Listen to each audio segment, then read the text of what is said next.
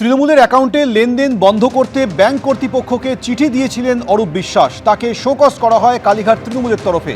এবার সেই শোকজের উত্তর কড়া ভাষায় দিয়েছেন অরূপ বিশ্বাস। কথা বলবো অর্ণব মুখোপাধ্যায় আমাদের সঙ্গে রয়েছেন। অর্ণব, শোকজের জবাবে কি বললেন অরূপ বিশ্বাস? এখন তৃণমূল সূত্রে যেটা জানা যাচ্ছে যে গতকালই অরূপ বিশ্বাস তিনি এই শোকজের উত্তর দিয়েছেন এবং 3 পাতার একটি উত্তর তিনি পাঠিয়েছেন, যেখানে তিনি কড়া ভাষায় দলেরই একটা অংশকে তিনি বিদ্ধ করেছেন, যেখানে তিনি পদ্ধতিগত ত্রুটি এবং অনিয়মের অভিযোগ তুলেছেন এবং যে কারণে তিনি এইচডিএফসিতে যে চিঠি দিয়েছিলেন অ্যাকাউন্ট ফ্রিজ করার ব্যাপারে, সেইটাকে তিনি কিন্তু জাস্টিফাই করেছেন এখনো অবধি যেটা জানা যাচ্ছে। অর্থাৎ দল শোকজ করেছিল, তার উত্তর কিন্তু অরূপ বিশ্বাস দিলেন। শুধু উত্তর দেওয়াই নয়, পদ্ধতিগত ত্রুটি এবং অনিয়ম হয়েছে বলে তিনি কড়া ভাষায় আক্রমণ করলেন এবং তিনি জানালেন যে কারণে তিনি এই অ্যাকাউন্ট যে ফ্রিজ করার জন্য বা লেনদেন বন্ধ করার জন্য তিনি চিঠি দিয়েছিলেন ব্যাংক কর্তৃপক্ষকে, সেটা কিন্তু তিনি জানিয়েছেন, এমনটাই তৃণমূল সূত্রে জানা যাচ্ছে। অর্ণব, আমাদের সঙ্গে থাকো। তৃণমূলের অ্যাকাউন্টের লেনদেন বন্ধ করতে ব্যাংক কর্তৃপক্ষকে চিঠি দিয়েছিলেন অরূপ বিশ্বাস। তাকে এরপর কালীঘাট তৃণমূলের তরফে শোকজ করা হয়। দলের সেই শোকজের উত্তর কড়া ভাষায় দিয়েছেন অরূপ বিশ্বাস। পদ্ধতিগত ত্রুটি এবং অনিয়মের অভিযোগেই এইচডিএফসি ব্যাংক কর্তৃপক্ষকে তিনি চিঠি দিয়েছেন বলে পাল্টা চিঠিতে জানিয়েছেন অরূপ বিশ্বাস। আবারও কথা বলবো, আমাদের প্রতিনিধি অর্ণব মুখোপাধ্যায় রয়েছেন। অর্ণব, কোন পদ্ধতিগত ত্রুটি বা কোন অনিয়ম হয়েছে সেটা কি তিনি তার এই শোকজের জবাবে লিখেছেন? দেখো, অবশ্যই তিনি লিখেছেন। আমরা জানি যে কয়েকদিন আগেই অরূপ বিশ্বাস তিনি এইচডিএফসি ব্যাংক যেটা রয়েছে সেন্ট্রাল প্লাজা, সেখানে তিনি একটি চিঠি দেন এবং এই লেনদেন যে বন্ধ, সেই বন্ধের তিনি আর্জি জানান। তার পরবর্তী সময়ে যেটা দেখা যায় যে ঋতব্রত বন্দ্যোপাধ্যায়ের সঙ্গে তৃণমূলের যে অংশ রয়েছে তারা এই বিষয়ে পুলিশে অভিযোগও দায়ের করেন এবং সেই জায়গা থেকেই দল শোকজ করেছিল অরূপ বিশ্বাসকে এবং অরূপ বিশ্বাস সেই চিঠির উত্তর দিয়েছেন। একটা বিষয় খুব উল্লেখযোগ্য যে অরূপ বিশ্বাস সেই চিঠির উত্তর কিন্তু দলকে দিয়েছেন এবং দলকে চিঠি দেওয়ার পাশাপাশি তিনি, যেটা জানা যাচ্ছে যে চিঠির বয়ান যথেষ্ট কড়া এবং দলকে তিনি বিদ্ধ করেছেন।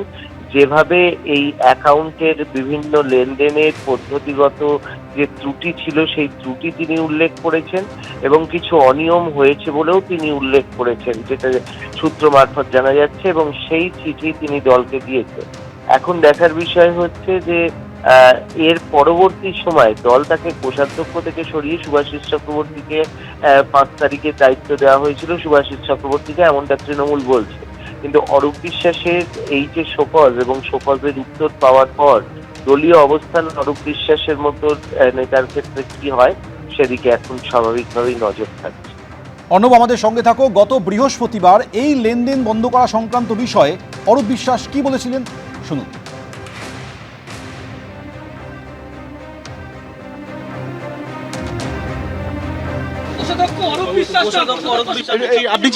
আমি এই বিষয়ে কোনো মন্তব্য করবো না। আমি বলেছি কদিন সুভাষিস চক্রবর্তী বলা হচ্ছে কোষাধ্যক্ষ তো সুভাষিস চক্রবর্তী। এটা কদিন পরে কোষাধ্যক্ষ হিসাবে আপনি যে চিঠি পাঠিয়েছেন সেই চিঠি কেন পাঠালেন এবং বলা হচ্ছে সুভাষিস চক্রবর্তী। এই বিষয়ে কদিন পরে কথা বলবো, তার আগে কোনো কথা বলবো আমি কোনো কথা এই বিষয়ে বলবো না। বলা হচ্ছে কোষাধ্যক্ষ সুভাষিস চক্রবর্তী, এই বিষয়টা তো অন্য বিষয়।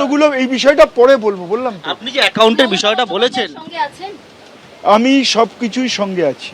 সবকিছু বলতে বাস ঠিক আছে। সবকিছু বলতে ভালো তৃণমূলের সঙ্গে আছেন না খারাপ তৃণমূলের সঙ্গে? আমি তৃণমূলের সঙ্গে আছি। তৃণমূলের অ্যাকাউন্টে লেনদেন বন্ধ করার আবেদন জানিয়ে ব্যাংক কর্তৃপক্ষকে কয়েকদিন আগে চিঠি দিয়েছিলেন অরূপ বিশ্বাস। তারপর কালীঘাট তৃণমূলের তরফে তাকে শোকজ করা হয়। সেই শোকজের উত্তর কড়া ভাষায় দিয়েছেন অরূপ বিশ্বাস। এবার আপনাদের শোনাবো কয়েকদিন আগে ঋতব্রত বন্দ্যোপাধ্যায়, বিরোধী দলনেতা, অরূপ বিশ্বাসের এই চিঠি প্রসঙ্গে কি বলেছিলেন। এবার এই অ্যাকাউন্টগুলোতে যে ডাকাতির টাকা, কাটমানির টাকা, দুর্নীতির টাকা যে ঢোকেনি তাই বা কে গ্যারেন্টি দেবে? সুতরাং অরূপ বিশ্বাস যে চিঠিটা দিয়েছেন সেই চিঠিটার মধ্যে তো সারবত্তা রয়েছে এবং তার সঙ্গে আমার মনে হয় যে অ্যাকাউন্টগুলো ফ্রিজ করা এই জন্য দরকার, কারণ এই কাটমানির টাকাও যে সেখানে ঢোকেনি সেটাই বা কী করে প্রমাণ হবে? সুতরাং তদন্তের স্বার্থে তো আমি এটা দেখেছি, আমি চিঠিটাও পড়লাম, সংবাদ মাধ্যমে চিঠিটা দেখেছি।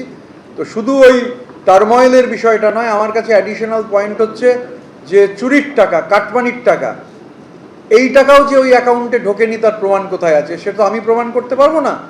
সরকার চাইলে তদন্ত করে তা প্রমাণ করতে পারবেন। অ্যাকাউন্টগুলো ফ্রিজ রাখার যে দাবি অরূপ বিশ্বাস করেছেন, আমিও তাকে সমর্থন জানাচ্ছি। পদ্ধতিগত ত্রুটি এবং অনিয়মের অভিযোগে এইচডিএফসি ব্যাংক কর্তৃপক্ষকে তিনি চিঠি দিয়েছিলেন বলে জানিয়েছেন অরূপ বিশ্বাস। অর্ণব মুখোপাধ্যায় আমাদের সঙ্গে রয়েছেন। অর্ণব, এই চিঠিতে আর কি রয়েছে? দেখো, আমরা জানি যে ঋতব্রত বন্দ্যোপাধ্যায় যেটা বলেছিলেন তার উত্তর আজকে কুণাল ঘোষ দিয়েছেন, এবং তিনি পাল্টা ঋতব্রত বন্দ্যোপাধ্যায় এবং সন্দীপন সাহার দিকে অভিযোগের আঙুল তুলেছিলেন যে এই অ্যাকাউন্ট থেকেই কেউ 25 লক্ষ, কেউ 26 লক্ষ টাকা সেটা তারা খরচ করেছিলেন। এই ধরনের টুইটও তিনি করেছিলেন। যদিও এ ব্যাপারে ঋতব্রত বন্দ্যোপাধ্যায় তিনি কোনো মুখ খুলতে চাননি, কিন্তু ঋতব্রত এটা জানিয়েছিলেন ঘনিষ্ঠ মহলে যে এই টাকা তো সবাই ব্যবহার করেছিল, এই টাকা শুধুমাত্র তারা দুজন করেছিলেন এরকম নয়, এই টাকা কিন্তু সবাই ব্যবহার করেছিল। তো স্বাভাবিকভাবে আজকে যেটা জানা যাচ্ছে যে গতকাল অরূপ বিশ্বাস তিনি কিন্তু চিঠিটা দিয়েছেন, অর্থাৎ অরূপ বিশ্বাস যেরকম ভাবে দেখলে যেরকম ভাবে তিনি জানিয়েছেন যে তিনি তৃণমূল কংগ্রেসেই আছেন, সেই তৃণমূল কংগ্রেসে তিনি আছেন সেইটা দেখানোর জন্যই কিন্তু অরূপ বিশ্বাস তৃণমূল কংগ্রেসকে একটা চিঠি দিয়েছেন, তার শোকজের উত্তর দিয়েছেন, এবং শোকজের উত্তর দেওয়ার পাশাপাশি তিনি জানিয়েছেন যে এই যে অ্যাকাউন্ট, সেই অ্যাকাউন্টের কিন্তু ব্যবহার যেভাবে করা হচ্ছিল সেই পদ্ধতিগত কিছু ত্রুটি ছিল এবং অনিয়ম হয়েছিল, এরকমটা তিনি বলছেন। সেই পদ্ধতিগত ত্রুটি কি বা অনিয়ম কি তার এভরি ডিটেলস এখনো অব্দি সামনে আসেনি, কিন্তু সেই বিষয়টা যে তিনি উল্লেখ করেছেন এবং কড়া ভাষায় তার জবাব দিয়েছেন, এটা কিন্তু এখনো অব্দি সূত্র মারফত জানা যাচ্ছে। অর্ণব, সঙ্গে থাকো। তৃণমূলের অ্যাকাউন্টে লেনদেন বন্ধ করতে ব্যাংক কর্তৃপক্ষকে চিঠি দিয়েছিলেন অরূপ বিশ্বাস। এরপর কালীঘাট তৃণমূলের তরফে তাকে শোকজ করা হয়। সেই শোকজের জবাবে কড়া ভাষায় উত্তর দিয়েছেন অরূপ বিশ্বাস। পদ্ধতিগত ত্রুটি এবং অনিয়মের অভিযোগেই তিনি চিঠি দিয়েছেন বলে শোকজের জবাবে দলকে জানিয়েছেন।